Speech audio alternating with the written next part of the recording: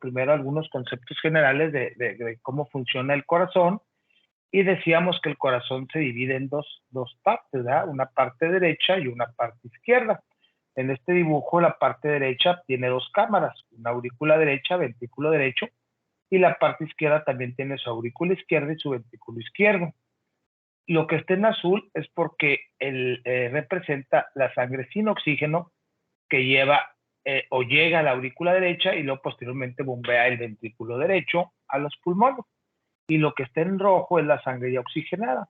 Viendo aquí el resumen, nosotros vemos que viene desde la vena cava superior y desde la vena cava inferior viene sangre a la aurícula derecha sin oxígeno, ¿verdad? Ya se utiliza el oxígeno. Una vez que esta sangre entra al ventrículo, a la aurícula derecha, perdón, atraviesa la válvula tricúspide y llega al ventrículo derecho. Este ventrículo se encarga de bombear la sangre que pasa a la arteria pulmonar, que aquí está representada en azul porque es la única arteria del cuerpo que no lleva sangre oxigenada. Una vez que entra la arteria pulmonar, la sangre desoxigenada, una vez que se contrayó el ventrículo derecho, esta pasa a las arterias pulmonares, derecha e izquierda, las cuales se van ramificando, llegan a los alveolos o dividiendo por dicotomía, llegan a los alveolos pulmonares y ahí, en los capilares alveolares, es donde se da a cambio el intercambio de gases, ¿ya? Se elimina el CO2 y se vuelven a llenar otra vez los glóbulos rojos de oxígeno. Una vez que sucede esto, ahora la sangre de ambos pulmones regresa por las venas pulmonares, que ahora están representadas en rojo, con sangre oxigenada, por eso el color rojo. Ambas venas pulmonares, tanto las derechas como las izquierdas, desembocan en la aurícula izquierda, que sería la mitad izquierda del corazón, y ahí atraviesan la válvula mitral, van al ventrículo izquierdo, y por medio de la aorta, que aquí se alcanza a ver muy poco, pasa la sangre a la circulación general, ya sea de cuello hacia arriba o por todo el tronco, atraviesa el diafragma y va a las extremidades inferiores y a todos los tejidos. Y aquí tenemos nosotros, en términos generales, cómo funciona este músculo cardíaco. Aquí pues vemos representado la cava superior y la cava inferior, como llegan a la aurícula derecha, cómo fluye la sangre llegando, cómo se atraviesa la válvula tricúspide, se contrae el ventrículo derecho, pasa a la arteria pulmonar, de ahí a las venas pulmonares, a las arterias pulmonares, y una vez que pasa a las arterias pulmonares, vean cómo van formándose los capilares pulmonares, se forman los capilares alveolares y se hace el intercambio de CO2 por oxígeno. Eso es lo que estamos viendo aquí, el inicio de esto.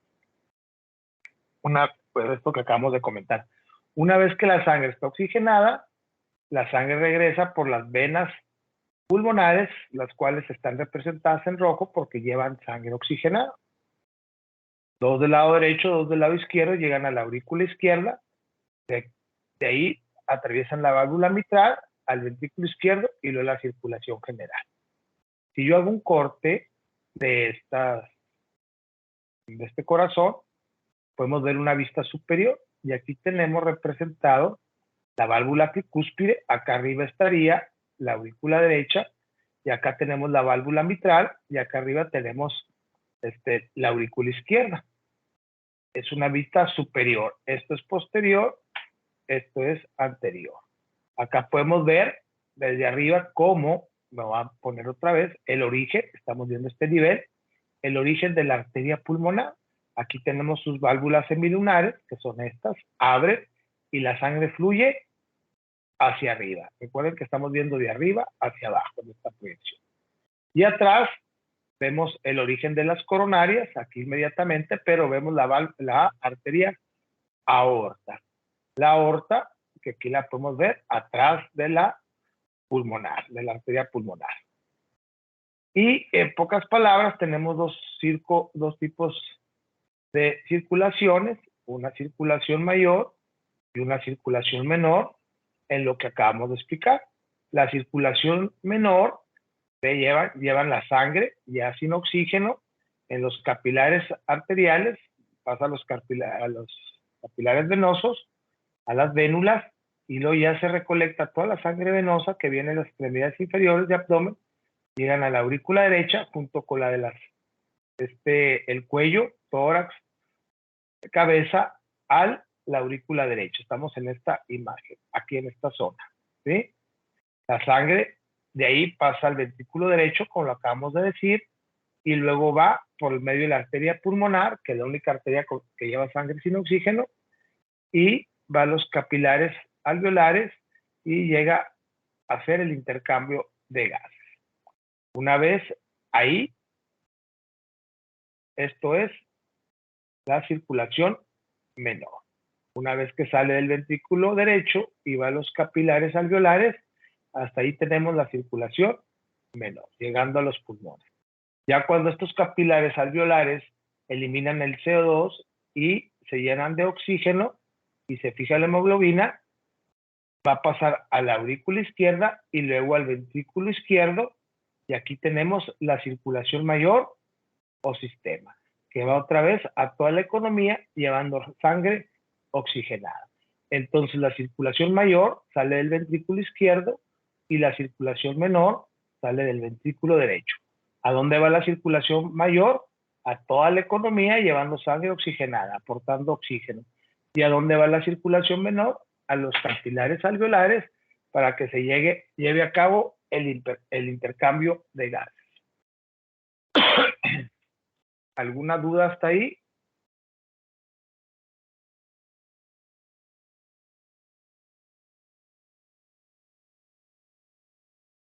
¿Dudas? ¿No? Entonces aquí llevamos a cabo, gracias hija, llevamos a cabo aquí en estos capilares alveolares la hematosis. ¿Qué es la hematosis? Es el intercambio de gases que se produce entre el aire de los alvéolos que llevan CO2, ¿verdad? Y se elimina el CO2 y se vuelve a llenar otra vez de oxígeno. Se lleva a cabo la hematosis. Entonces, en otras palabras, la hematosis es un proceso en el cual se intercambian los gases, el CO2 que sale y el oxígeno que entra y se fija otra vez a los glóbulos rojos. ¿Ok? Perfecto. ¿Qué más? Bueno, hablando del músculo cardíaco, podemos decir que el corazón está formado por 3 tipos principales de músculo. Ok,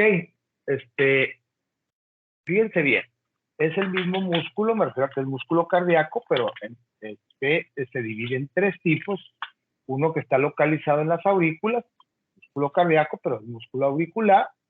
Otro músculo que está localizado en los ventrículos, que es el músculo cardíaco, que se llama músculo ventricular. Y un tercer tipo de fibras que son muy especializadas y su función es la de excitar y conducir impulsos. ¿Excita a quiénes? A las otros 2 tipos de fibras musculares y conduce impulsos que llegan a estas fibras musculares y responden contrayéndose o relajando. Bueno, contrayéndose, ¿verdad? Ok. El músculo auricular y ventricular se contrae de manera muy similar al músculo esquelético, excepto que la duración de la contracción es mucho mayor.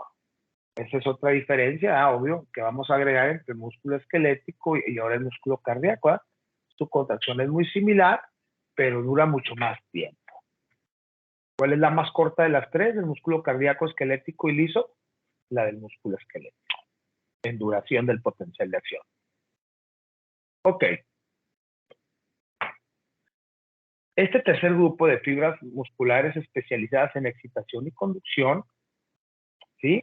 Se contraen solo débilmente, que no tienen un poder contráctil fuerte, ¿verdad? O una función contráctil. Contienen muy pocas fibras contráctiles, este músculo especializado, pero en cambio, ¿qué es lo que hace estas fibras especializadas en excitación y conducción? Presentan descargas eléctricas rítmicas, tienen un ritmo. De ahí una patología que por ahí ya han oído, arritmias cardíacas. Bueno, entonces estas fibras especializadas en excitación y conducción se contraen muy débilmente. ¿Por qué? Porque tienen pocas fibras contráctiles. En cambio, presentan descargas eléctricas que llevan un ritmo. Si se pierde ese ritmo, tenemos una arritmia, ¿verdad? Y estas descargas eléctricas son automáticas en forma de potenciales de acción o conducción de potenciales de acción por todo el corazón, estimulando a los otros dos tipos de fibras, formando así el sistema excitador que controla el latido cardíaco. En pocas palabras, aquí tenemos el marcapasos, ¿verdad? Que también es un término que ustedes han escuchado. Lo vamos a ir desglosando poco a poco. ¿Qué características tiene esta fibra muscular cardíaca? Bueno, presenta un único núcleo grande, oval, central, a diferencia de, por ejemplo, el esquelético, que es multinucleado y periférico. Puede a veces mencionar la literatura decir dos núcleos.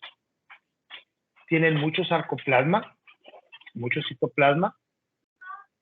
Tienen mucho más glucógeno que las de fibras de músculo esquelético, que las de músculo liso. Las mitocondrias, más mitocondrias que en el músculo esquelético. Tiene que tener, este músculo es autoexcitable. ¿Cuándo va a dejar de contraerse? Cuando cese la vida, ¿verdad? Cese la función. Entonces tiene que tener muchas mitocondrias, mucho sarcoplasma, tiene que tener mucho glucógeno. Tienen un diámetro de 15 micras y pueden medir hasta 100 micras de largo. El músculo cardíaco es estriado, igualito que el músculo esquelético, porque presenta bandas, presenta discos. Tiene filamentos de actina y miosina, que son proteínas contráctiles, que también aquí vamos a encontrar. También aquí tenemos discosetas. Donde no tenemos discosetas es en el músculo liso. Tenemos lo que es el sarcómero, igual, de disco Z a disco Z. El retículo endoplásmico o sarcoplásmico es poco desarrollado. Acuérdense que en el músculo liso también se llamaban caviolas y es poco desarrollado, ¿verdad? Aquí también es poco desarrollado. ¿Por qué? Lo vamos a ver más adelante. Presenta discos intercalados, presenta uniones en hendidura, uniones gap, que ya habíamos visto en el músculo liso, pero los discos intercalados no. Se pueden conectar en serie o en paralelo. Ahorita vamos a ver por qué. Tiene túbulos T grandes. Grandes nos referimos a que los túbulos T del músculo esquelético eran profundos. Aquí, al referirnos en grandes, son túbulos T, lo voy a dibujar aquí, anchos. Esto es lo que es grande, ¿sí? ¿Por qué? Porque necesito una superficie que me permita que el calcio interactúe rápidamente, ¿sí? ¿Qué más? Están conectados en serie en paralelo, eso no sucede en el músculo liso ni en el músculo esquelético, túbulos T grandes. Tiene una ritmicidad intrínseca, ¿verdad? Las células especializadas en conducción y excitación las estimulan. Denme un segundo.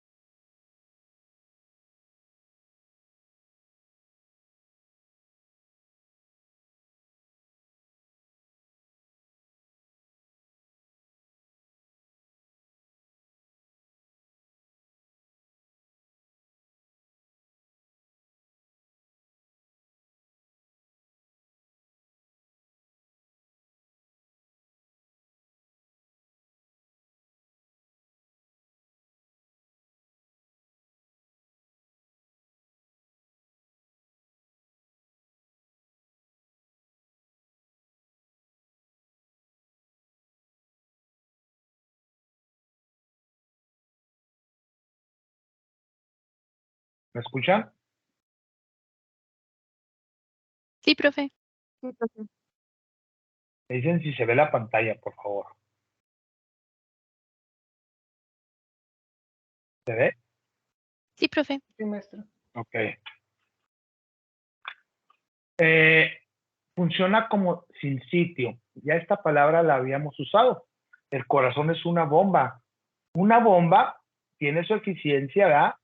En este caso, cuando las cámaras ventriculares, todos sus músculos se contraen al mismo tiempo, al unísono, para aumentar la efectividad de contracción del músculo cardíaco.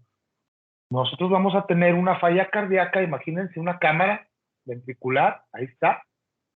Esta cámara, aquí tiene sangre adentro,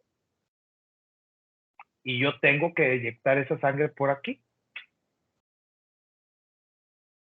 Si yo tengo ya un infarto aquí, esta zona no sirve, y acá tengo otro, acá tengo una zona de lesión, cuando el corazón quiera contraerse para poder aumentar la presión dentro de la cámara y eyectar la sangre, la eficiencia como bomba del corazón no va a ser posible al 100% porque estas zonas no funcionan. El corazón tiene que estar sano para que funcione como bomba, o sea, todo tiene que funcionar como un sin sitio. Todas sus fibras contrayéndose al mismo tiempo. Decíamos que están conectadas en serie paralelo, ahorita lo vemos, y su potencial de membrana en reposo es de menos 85 milivolts. Este ya es diferente a los otros dos. Menos 60 en las de músculo liso, menos 90, menos 80 en el esquelético y menos 90 en las fibras nerviosas. Bueno, aquí menos 85. Pero se pueden hacer tan positivos, aquí tengo los menos 85, que pueden subir y hacerse positivos, más 105 milivolts. O sea, que en teoría sobrepasaría el 0. De aquí al 0 tengo 85, pues sería más o menos positivo más unos 20 milivolts, ¿verdad? Y luego ya se vería el potencial de acción.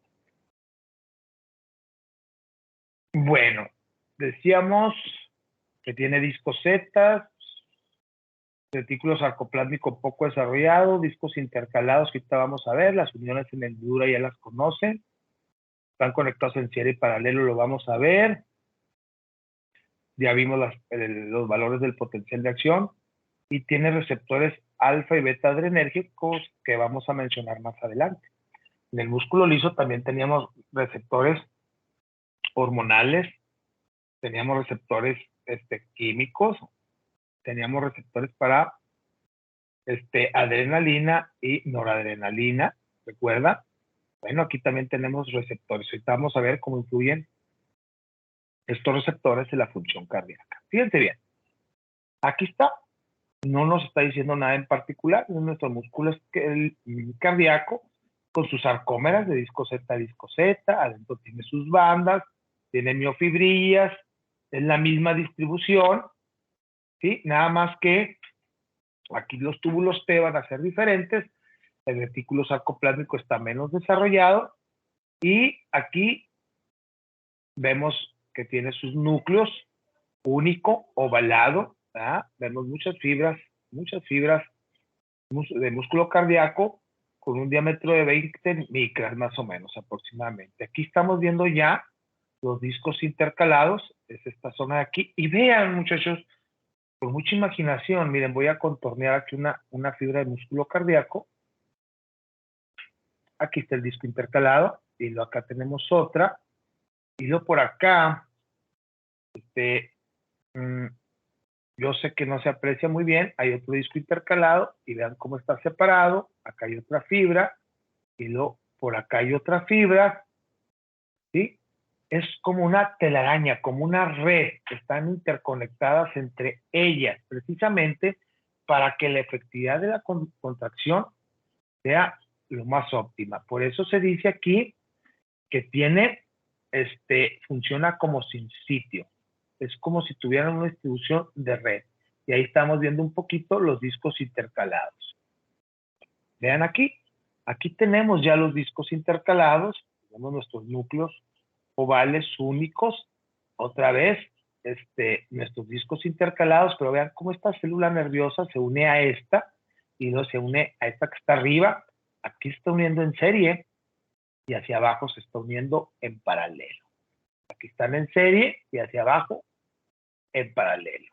Aquí podemos ver los discos intercalados, ¿verdad?, dentro de la célula.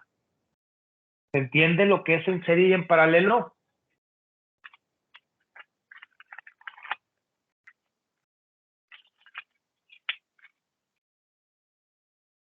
Sí, profe. Gracias. Si se fijan todo esto, si lo continuáramos hacia abajo o hacia arriba, tendríamos una red como se ve aquí, y todas se tienen que contraer.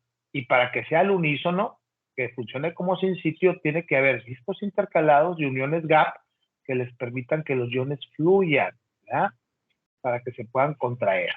Vean ahí, si yo hago un zoom de esta zona de aquí, donde estoy marcando con el apuntador, vean aquí separada esa zona. Vean cómo si hacemos un zoom mayor, vemos las uniones gap o las uniones en hendidura, y vean aquí cómo se ven los discos intercalados.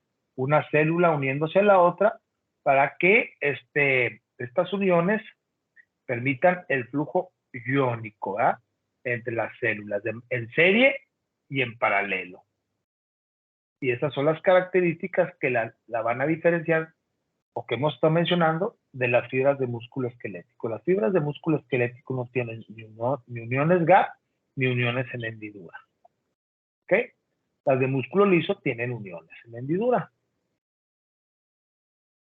Se apilan una sobre otra, y funcionan como un sinsitio, como las fibras de músculo liso del tubo digestivo, pero aquí también estas funcionan, pero tienen una distribución como en red. Se unen en serie y en paralelo. Y aquí podemos ver nuestras uniones intercelulares, en medio de las uniones GAP, estos son los discos intercalados.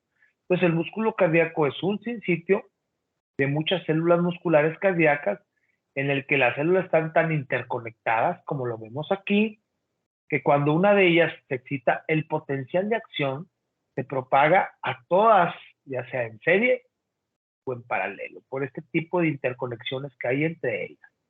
No lo olviden, discos intercalados y uniones GAP. Esta es su función. Decía yo cuando empecé la clase que el corazón realmente está formado por dos sinsitios. Yo decía un corazón derecho y un corazón izquierdo. Bueno, un sinsitio derecho y un sinsitio izquierdo. Y a su vez cada uno tiene un sinsitio auricular y un sinsitio ventricular, ya sean derechos o izquierdos. Las aurículas que aquí estamos viendo, las cámaras auriculares, están separadas de los ventrículos. Aquí de este lado se aprecia mejor esta separación, aquí del lado izquierdo, por unas aberturas que aquí tenemos. Se llama válvula tricúspide, comunica aurícula derecha con ventrículo izquierdo, y válvula mitral comunica aurículo izquierdo con ventrículo izquierdo. Y hacia los lados, para separar las cámaras auriculares y ventriculares de ambos lados, tejido fibroso. ¿Ok? Entonces, las aurículas están separadas de los ventrículos por tejido fibroso, que va a rodear a las aberturas que están formadas en el lado derecho por la válvula tricúspide y del lado izquierdo mitral. Que ahorita diremos que son válvulas auriculoventriculares, para hablar en general de las dos. ¿Qué nos dice aquí? Normalmente los potenciales no se conducen desde el sinsitio auricular hacia el sinsitio ventricular directamente a través de este tejido fibroso. Si la orden saliera de aquí para que se hubiera contracción de las aurículas, no puede esta contracción viajar por el lado que le dé su gana, ¿eh? No. Este estímulo, esta excitación lleva un camino que vamos a ver más adelante, y precisamente para evitar que ese camino no se respete, este tejido fibroso funciona como aislante y la conducción lleva una vía que vamos a explicar más adelante. ¿Para qué es esta conducción? Pues para que estos ventrículos se contraigan, ¿ok? Este tejido fibroso evita que el potencial viaje por donde quiera. Nosotros cuando hablamos de función cardíaca, hablamos de sístole y diástole. Sístole contracción, diástole relajación. Y algunos piensan que cuando hay sístole, hay contracción de las aurículas y los ventrículos al mismo tiempo, y cuando hay diástole, hay relajación de aurículas y ventrículos al mismo tiempo. Y eso no pasa.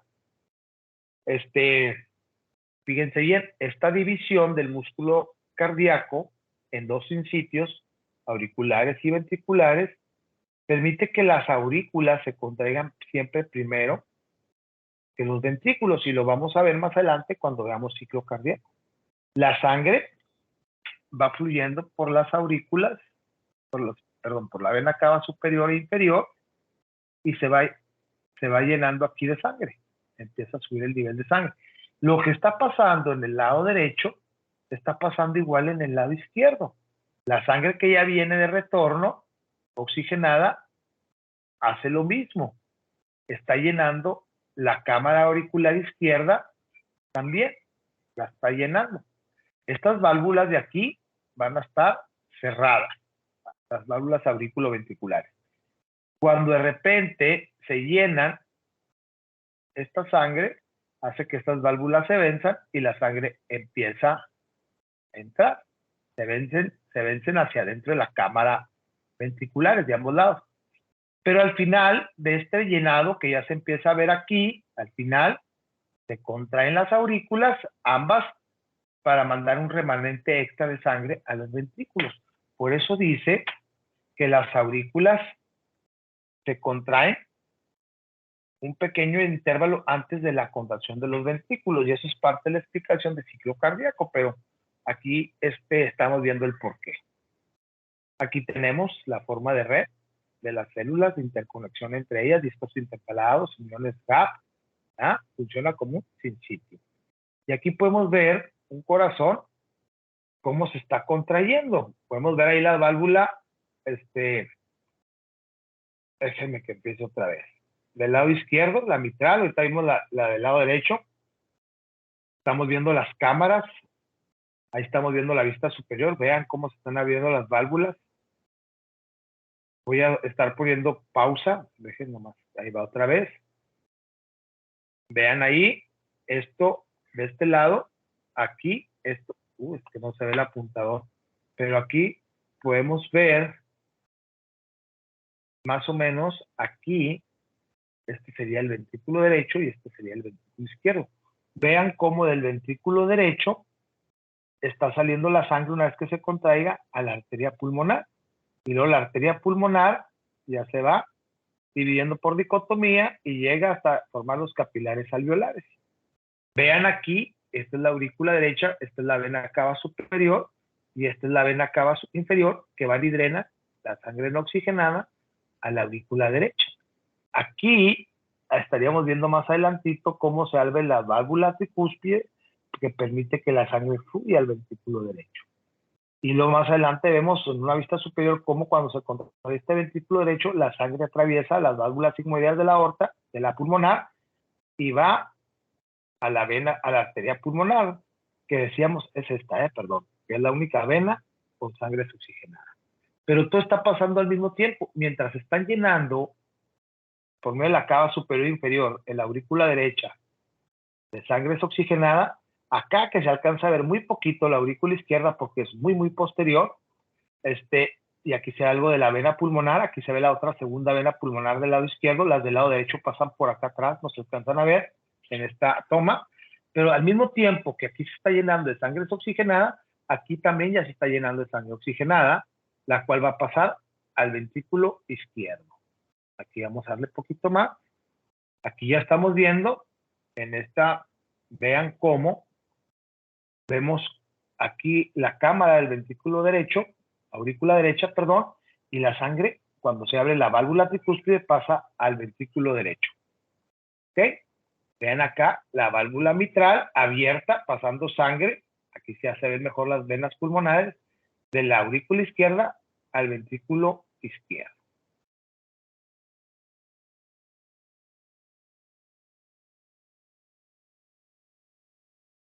Aquí estamos viendo un corte, una proyección, donde estamos viendo la cámara ventricular izquierda. ¿Ok? Nada más la derecha no. Y este es el tabique interventricular. Aquí todo esto es músculo contrayéndose.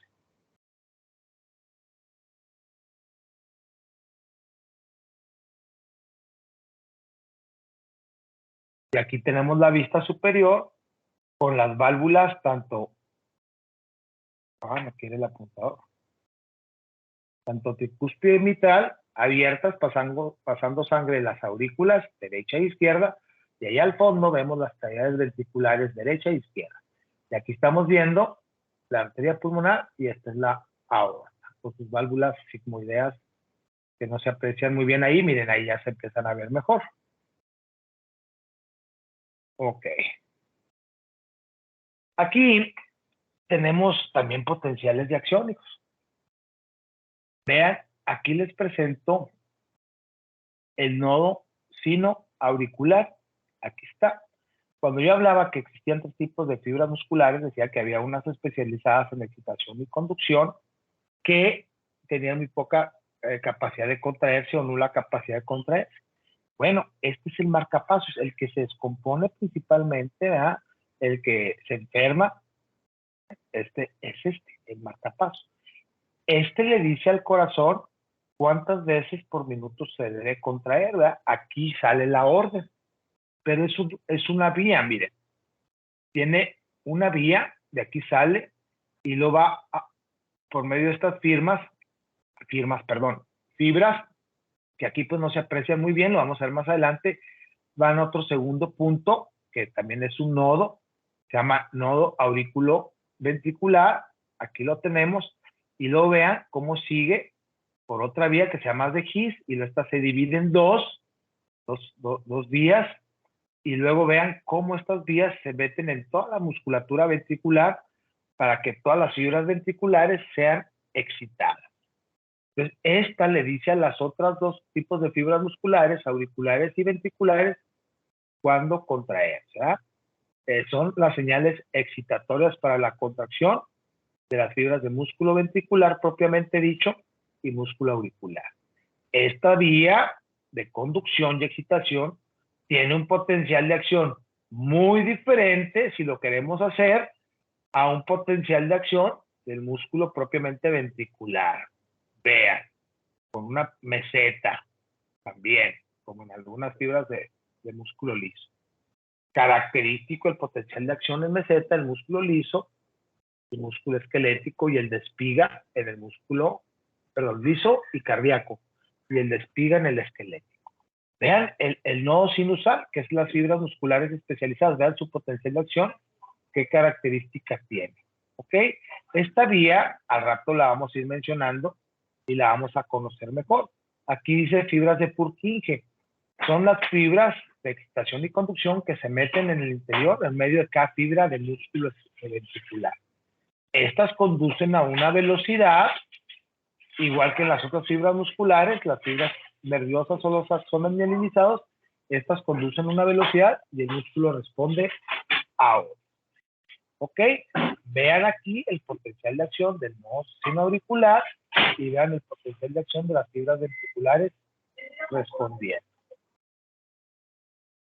Aquí lo tenemos, es el mismo concepto del potencial de acción que vimos en el músculo liso. Tiene estas características porque primero se abren canales rápidos de sodio y luego cuando se van cerrando en la parte final del potencial de acción, se prolonga este potencial de acción porque se abren los canales de calcio lentos y se cierran lento y al último se abren los canales de potasio. ¿Para qué? Para que salga potasio. Aquí en esta primera fase está entrando sodio, está entrando calcio. Para recuperar la polaridad, entonces tienen que abrirse canales de calcio. Esto ya lo habíamos visto, pero si hay alguna duda, lo volvemos a repetir con mucho gusto. Y aquí tenemos las fases en cómo se hace potencial de acción. son fases del potencial de acción. Aquí se menciona como fase 4, a diferencia de las fases que vimos cuando vimos potencial de acción del músculo esquelético. Lo tiene fase 0, fase 1, fase 2, fase 3 en la repolarización, y otra vez volvemos a la fase 4 cuando ya está polarizada la célula. ¿Qué está pasando? Bueno, es lo mismo, miren, este es el líquido intracelular, este es el líquido extracelular. ¿Cómo está en la fase 4 nuestro potencial de acción? Estamos hablando, si tiene estas características, estamos hablando de una fibra de músculo ventricular, no especializada en excitación y conducción. Vean, dice aquí que en este momento el sodio y los canales de calcio están cerrados. Solo están abiertos los de potasio. ¿Por qué los de potasio? Porque acuérdense que tenemos, cuando hablamos del potencial de membrana en reposo, tenemos fuga de potasio, ¿verdad? Estamos aquí manteniendo nuestra polaridad. Una vez que se excita la célula, ¿qué pasa? El sodio que estaba en el exterior, la fase 1, penetra, porque estos canales se abren y penetra el sodio, y empezamos a tener un rápido ascenso o un flujo de iones sodio en el interior que nos hace el potencial de membrana menos negativo. Superamos el 0, y luego, ¿qué pasa? En la fase 1, que es esta pequeña parte de aquí, donde hay caída del potencial de acción, ¿qué pasa aquí? El potasio, fíjense bien, el potasio empieza a salir, ¿sí? Pero al mismo tiempo que empieza a salir, por eso tiene esta caída, se abren lentamente los canales de calcio en la fase 2. Y esto mantiene el potencial de acción un periodo de tiempo más, volviéndose prolongado en el tiempo con una forma de meseta, que es la fase 2, para posteriormente cerrarse al final de esta fase 2 y nada más permanecer abiertos los canales de potasio para que sigan recuperando la polaridad. En esta parte de aquí están abiertos los canales de potasio, la fase 1 saliendo, pero esa salida se compensa con la entrada de calcio, ¿sí? Esto mantiene el potencial de acción. Al final se cierran los canales de calcio y estos que estaban abiertos desde acá siguen abiertos y se cae el potencial de acción y se recupera la polaridad. Así es como funciona un potencial de acción en el músculo cardíaco. Pero estamos hablando de aquí, de cómo yo grafico un potencial de acción del músculo ventricular. Las fibras especializadas, que aquí los enseña diferentes gráficos de cómo se ve, nosotros vamos a ver la del nodo sinoauricular, que es el marcapasos original. Si llegara a fallar, toma el control. Si llega a fallar más abajo y más marcapasos, sí tomarían el control. Lo vamos a ver más adelante. Pero el marcapasos el potencial de acción del marcapasos no va a regresar. Aquí se ve, miren. Vean cómo tiene esta forma. Vean.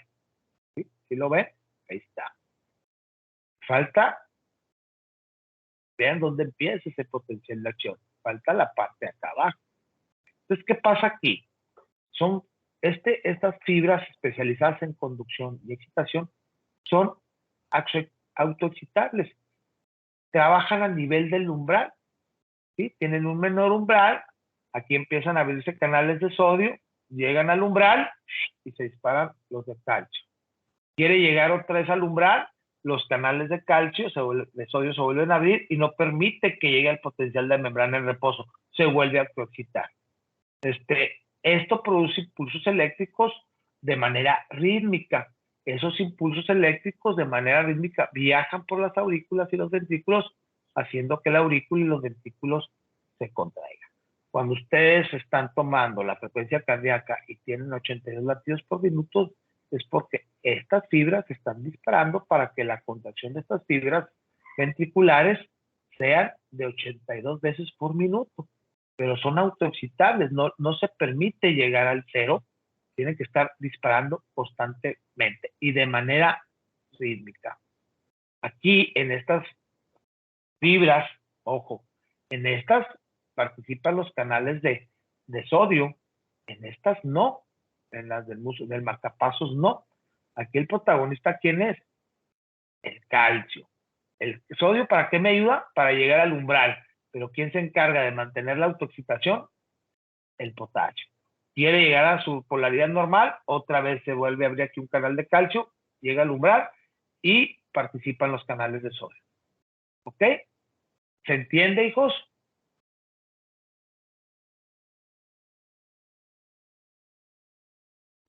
Sí, profe. Ok. Bueno, aquí, y esto ya lo había mencionado, pero todos lo vamos a leer, lo vamos a tocar. Dice que el potencial de acción que se registra en una fibra de músculo ventricular, ojo, no especializada en conducción y excitación. Una fibra de músculo ventricular es de aproximadamente o un promedio de 105 milivolts, que va desde su valor de reposo en menos 85 milivolts hasta hacerse ligeramente positivo por arriba de los 20, del 0 hasta más 20 milivolts, cumpliéndose que se haga hasta 105 milivolts menos negativo. ¿Ok? Fíjense bien. Después de esta espiga, esta que está aquí, la membrana permanece despolarizada durante 0.2 segundos, que es lo que dura la meseta. Esta que se ve aquí tan exagerada, dura 0.2 segundos. ¿Ok? La presencia de esta meseta del potencial de acción hace que la contracción muscular dure hasta 15 veces más en el músculo cardíaco que en el músculo esquelético. Bueno, en el músculo esquelético es de espiga y baja, espiga y baja. Aquí dura 15 veces más la contracción por el efecto de la meseta. ¿Ok? 0.2 segundos dura esta meseta. Y vean aquí, hijos, aquí tenemos un corazón, tenemos la cámara auricular derecha, la auricular izquierda, ventrículo derecho, aquí esto que se ve en medio, esto es cavidad, esto que está aquí esto que está aquí alrededor, esto es músculo ventricular, esto es músculo ventricular, y en medio está la cámara. ¿Qué nos dicen estas flechas? Que el marcapasos, el nodo sinusal o, para que no se confundan, nodo sinoauricular. Nodo sinusal o nodo sinoauricular. ¿Ok? Este nodo sinusal o nodo sinoauricular es el marcapasos. Vean cómo tiene esas fibras especializadas en conducción. Una va por medio de un fascículo que se llama fascículo de Bashman, va a estimular o excitar a la aurícula izquierda. Y vean cómo aquí en la misma aurícula derecha da unos ramos, uno posterior, uno interno, uno lateral, anterior o interno, tracto internodal o medial y uno posterior. Todos para la aurícula derecha. Todos estos van a desembocar en otro segundo nodo que se llama nodo auriculoventricular. ¿Por qué? Porque está en medio de las aurículas y los ventrículos y de ahí va a salir otra vez una fibra especializada que se va a dividir en dos. En la rama derecha del haz de His, aquí sería haz de His este trayecto, y esto sería rama derecha del haz de His, y esta sería rama izquierda del haz de His, llevando ese impulso de conducción y excitación a toda la musculatura ventricular, las cuales terminarían ramificadas entre cada fibra muscular ventricular por medio de las fibras de Purkinje, que también son fibras especializadas en conducción y excitación. ¿Ok? Todo esa información viaja así a la aurícula derecha, baja y excita los ventrículos. Gracias al nodo sinusal, al marcapasos, a las fibras que son autoexcitables, que se llama marcapasos y donde participa principalmente el potasio. El potasio, el calcio. Y aquí tenemos, estas son estas vías. Las vamos a ver más adelante. Si de repente yo tuviera un problema cardíaco donde esto no trabaja bien, puedo tener una arritmia, donde hay un bloqueo. ¿Qué tal si viene el impulso aquí y de repente hay un bloqueo y por acá no viaja, pero sí viaja por acá? Puedo tener un bloqueo. Entonces ya no funcionan ambas cámaras como sin sitio, ¿va? porque una se va a contraer primero que la otra. Imagínense a esta contrayéndose primero, manda la sangre a los pulmones, activa a los pulmones, y luego los pulmones llegan ya oxigenada a la aurícula izquierda. Esta está jalando muy bien, está mandando sangre a los pulmones y luego regresa a la aurícula izquierda. Pero esta, como no trabaja bien, hay un retraso en la orden, se queda con sangre en la contracción y luego más la que le llega, más sangre, y luego se contrae, pero no es suficiente la contracción, entonces se llena con más sangre porque esta está mandando sangre bien. Las dos deben de contraerse al mismo tiempo para que no se vea esto que acabo de decir. Más adelante lo vemos nuevamente. Bueno, ¿qué dice aquí? Al menos dos diferencias importantes entre las propiedades de la membrana del músculo cardíaco y esquelético son responsables de los potenciales de acción en meseta en el músculo cardíaco. Ya lo hemos dicho, se abren los mismos canales rápido de sodio en el músculo esquelético, pero aquí, igual que en el músculo liso, hay una población muy diferente que se llaman canales lentos de calcio o canales de calcio-sodio, que lo habíamos dicho que también ahí se les menciona, que abren más lento, ¿verdad? Y también cierran más lento. Y aquí también la permeabilidad, igual que en el músculo liso, a los iones potasio disminuye aproximadamente 5 veces. Un efecto que no aparece en el músculo esquelético. Esto es sobre todo en el músculo esquelético. ¿Ok? Ok. Fíjense bien. Cuando los canales lentos de calcio-sodio se cierran después de 0.2 a 0.3 segundos y se interrumpe el flujo de entrada de iones calcio y sodio, o sea, estamos en esta parte del potencial de acción, aquí ya, primero el sodio y luego acá el calcio. ¿Ok? Se interrumpe, también aumenta rápidamente la permeabilidad de la membrana a los iones potasio. Esta rápida pérdida de potasio, obvio, tiene que salir potasio de la célula para recuperar su polaridad. Desde las fibras inmediatamente devuelve el potencial de membrana a su nivel de reposo. Y de esta manera termina el potencial de acción. De esa manera termina una contracción. ¿Vamos bien hasta aquí, hijos?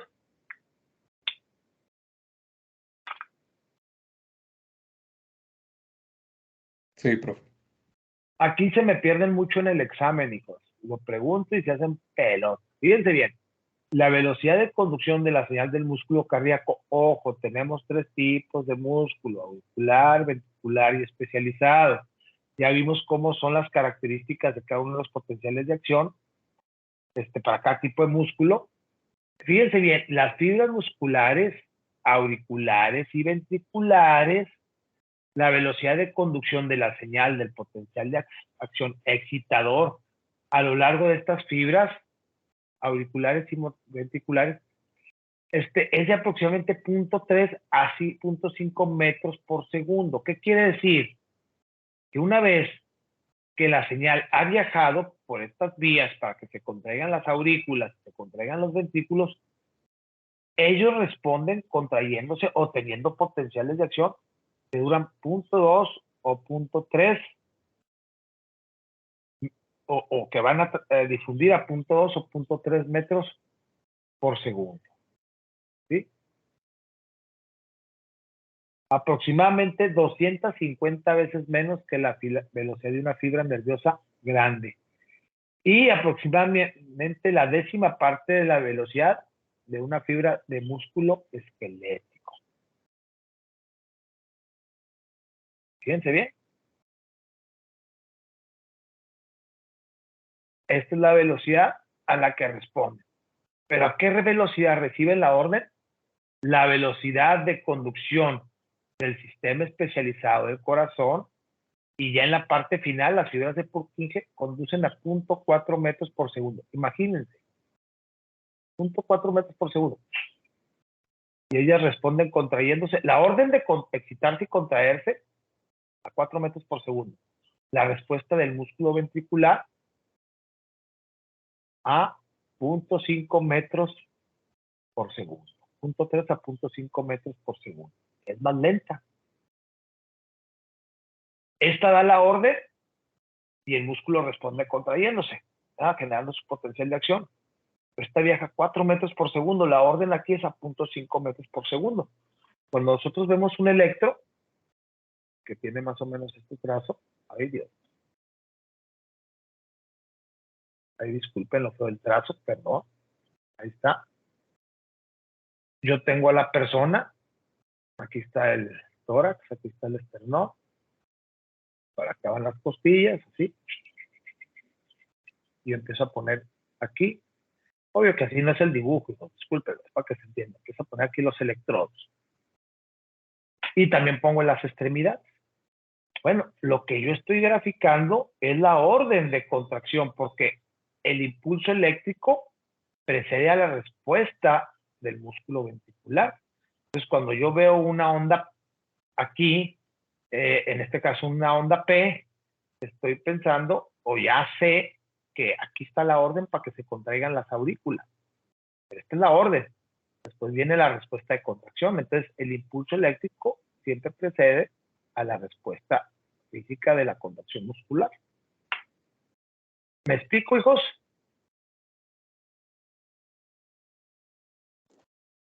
Sí, profe. Disculpe, profe. Entonces ¿qué se puede decir? Como los piquitos pequeños que se ven en el electrocardiograma, ¿es de las fibras especializadas y los grandes es de las fibras más grandes? No. Aquí sale la señal, hijo. Y no, fíjate, te dice aurículas. Ahí está. La señal está viajando a las aurículas.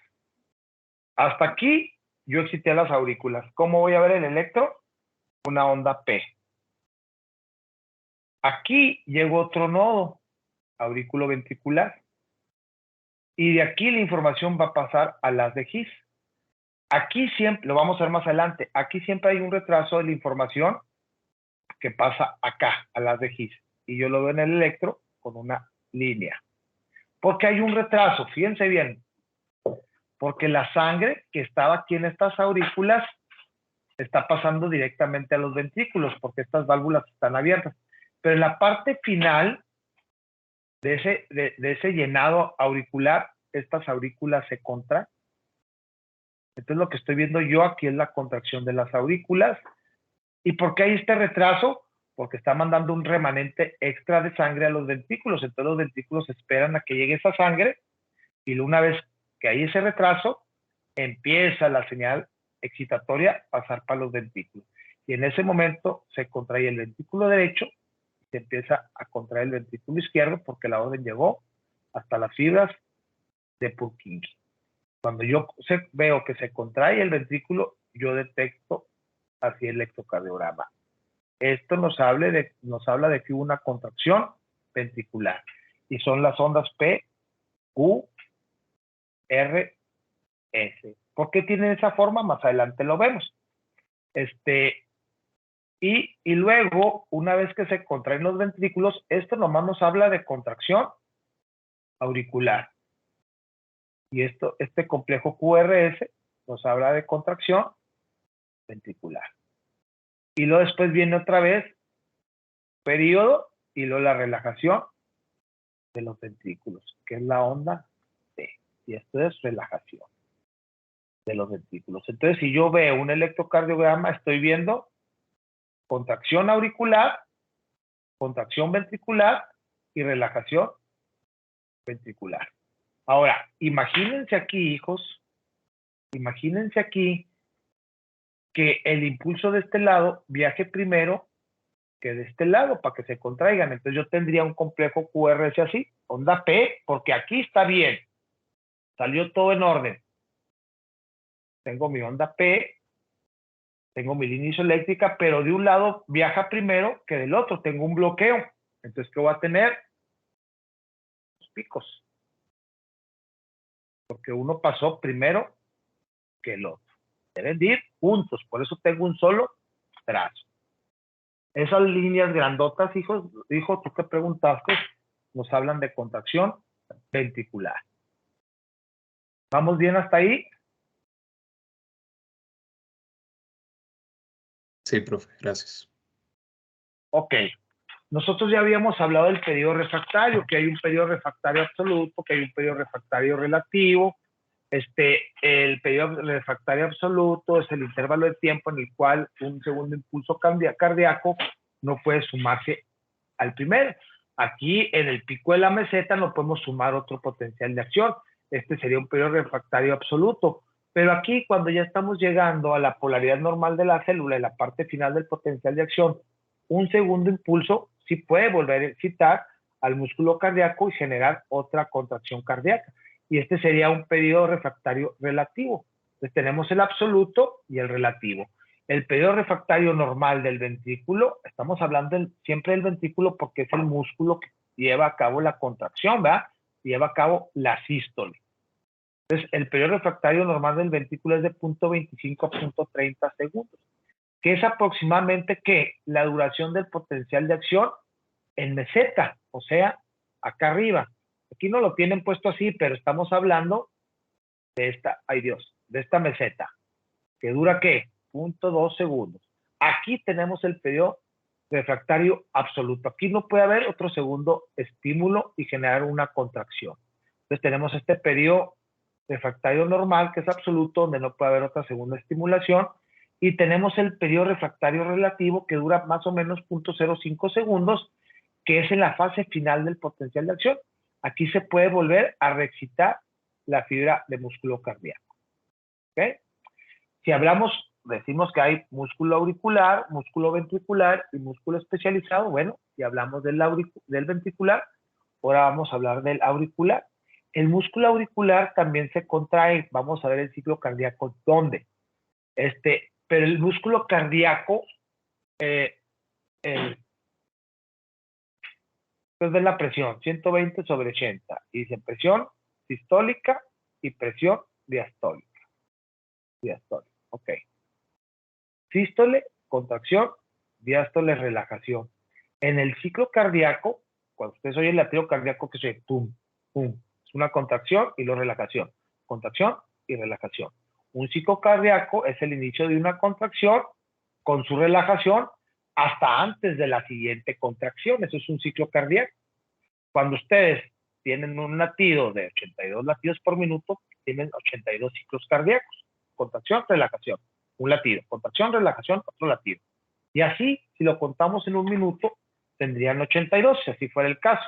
Bueno, los músculo auricular se contrae, otra vez, sístole y diástole.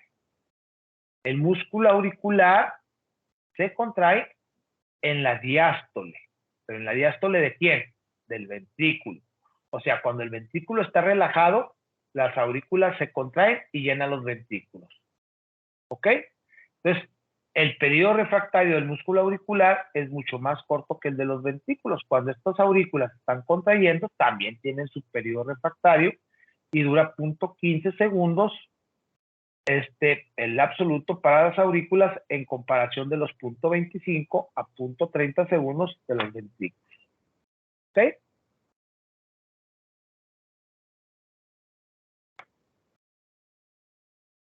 ¿Qué horas son? Bueno, acoplamiento, excitación, contracción, el mismo procedimiento, el mismo mecanismo para que los puntos activos de actina y miosina se junten, den un golpe activo, ¿verdad? Aquí también, nada más que vamos a ver la función de los iones calcio y los túbulos T. Los túbulos T que tienen la fibra de músculo esquelético, pero no son tan anchos como aquí. Y aquí el calcio, al igual que en el músculo esquelético que produce la contracción, aquí también este calcio provoca la contracción o la unión de los filamentos de actina y miosina. Pero vean, sin el calcio procedente de los túbulos T, la fuerza de contracción del músculo cardíaco se reduciría de manera considerable porque el retículo sarcoplasmico del músculo cardíaco está peor desarrollado que el del músculo esquelético. El del músculo esquelético está bien desarrollado porque ahí hay reservas de calcio. Aquí no. ¿Por qué no? ¿De qué me sirve depositar calcio en un músculo que requiere de calcio toda la vida? Entonces yo mejor tengo un túbulo T que tenga esta forma y permito que la superficie por donde va a fluir el calcio sea mayor para que el calcio entre como Pedro por su casa, ¿verdad? Siempre esté fluyendo. Entonces, realmente no necesito un retículo sarcoplásmico muy desarrollado, necesito un túbulo T muy ancho. Fíjense bien, el túbulo T del músculo cardíaco tiene un diámetro 5 veces mayor que el túbulo T del músculo esquelético. ¿Y esto qué hace? Que haya un volumen mayor 25 veces más de ¿qué? Calcio. No nos puede faltar calcio. Si nos falta calcio, el músculo se para, ¿sí? En el interior del túbulo T, ¿qué hay? Una gran cantidad de mucopolisacáridos que tienen carga negativa. ¿Y qué hace eso? Pues atraen, ¿qué? Calcio. El calcio se pega ahí y mantiene siempre las concentraciones disponibles de calcio para su difusión dentro de la célula para que se tome para la contracción. Entonces, esta característica hace que nunca falle calcio. En un experimento, si nosotros ponemos tubo un atrás y en él metemos un corazón, y este corazón pudiéramos por medio de alguna forma estar graficando aquí su contracción, veríamos que si lo ponemos en una solución fisiológica, este corazón que no está ya en un conejo, por ejemplo, va a seguir trabajando. ¿Cuándo va a cesar su función? Cuando en esta solución se acabe calcio. ¿Ok? Entonces, el calcio y los túbulos T de diámetro 5 veces mayor que el del músculo esquelético permiten que ese calcio siempre esté disponible para que difunda si es necesario adentro. ¿Por qué? Porque hay mucopolisacáridos cargados negativamente en estos túbulos T que atraen iones calcio. ¿Ah?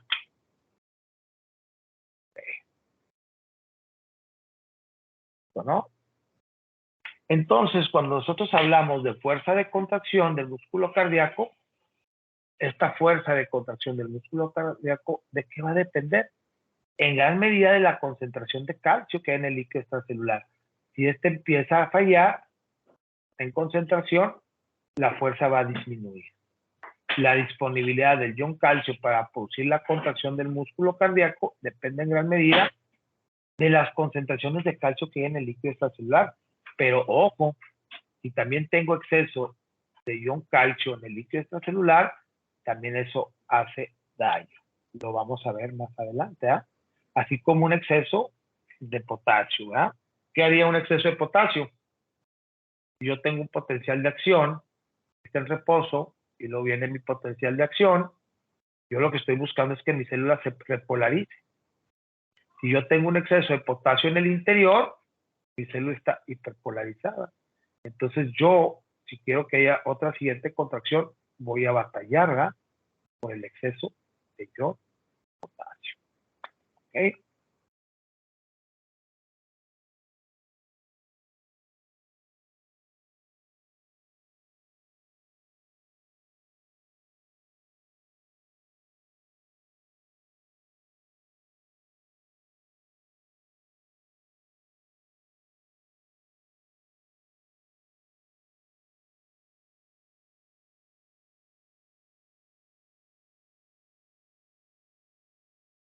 Denme un segundo.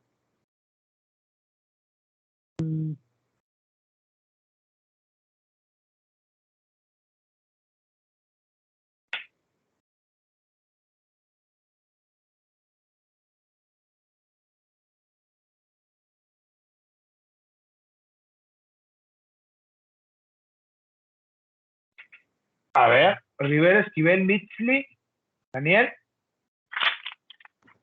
Presente, profe. Vázquez Oropesa Carolina. Anguiano Holguín Marco Antonio. Presente, profesor. Falcón Texna Carlos. Presente. Cardosa Ordóñez Catherine. Presente. Portugal López Carolina. Presente. Holguín Olmos Jessica. Presente, profe. Martínez Núñez Abril. Presente. Chávez Escárcega Jauri. Presente. Valenzuela Alvarado Mariana. Presente. Martínez Castañeda Daniela. Presente, profe. Cázares Aldaco Ángel. Presente. Loya Villegas Alondra. Presente. Dorado Cedillo Luis.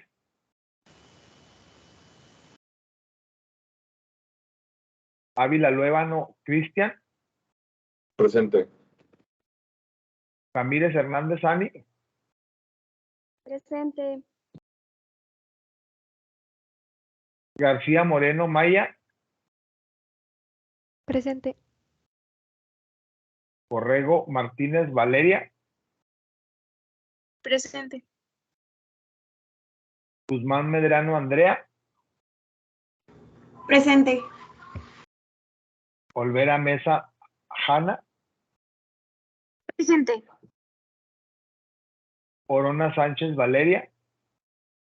Presente. López Valdés Abel. Presente. Carrillo Cárdenas Aide. Presente. Esqueda Candela Leldi. Presente. Acosta Estrada Irú. Presente. Carrillo Nogami Dana. Presente. Núñez Ríos Eli. Presente. Olivas Aguirre Fátima. Presente. Torres Terrazas Ángel. Presente. Cázares Valles José. Presente. Bailón Salazar Carla. Presente. Ok, faltan dos. Dorado Cedillo Luis Ángel.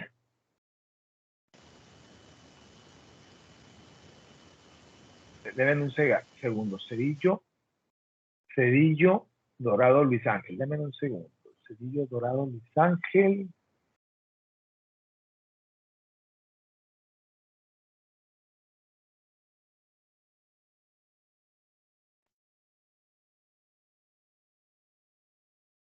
Cedillo, Dorado.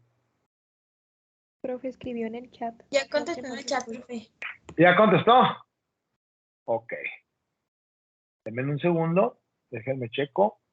Ok. Vázquez. Oropesa Carolina. Ok. Hasta aquí la clase. Nos vemos, primero Dios, el miércoles. Tengan bonita tarde. Gracias, profe. Gracias, Hasta maestro. luego. Igualmente. Gracias, profe, Gracias. igualmente. Gracias, profe. Bonita tarde. Igualmente, hijos, igualmente.